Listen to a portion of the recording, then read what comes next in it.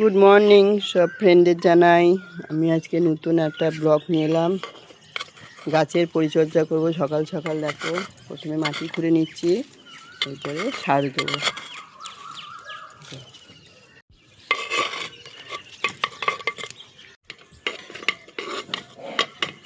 তোমরা কিন্তু কমেন্টে জানাবে আমার ছোট্ট ছাদে ছোট্ট ছোট্ট ফুল ফুটেছে, কেমন লাগছে তোমরা আমাকে কমেন্টে জানিও প্লিজ। প্রথমে সর্ষের খোলটাকে পচিয়ে নিয়েছি 4 দিন, এবারে জলের সঙ্গে মেশাবো, বেশি জলে মিশিয়ে নেব, কেন বেশি হয়ে গেলে গাছ মরে যাবে, তো এই জন্য পরিমাণ মতন বুঝে দিতে হয়।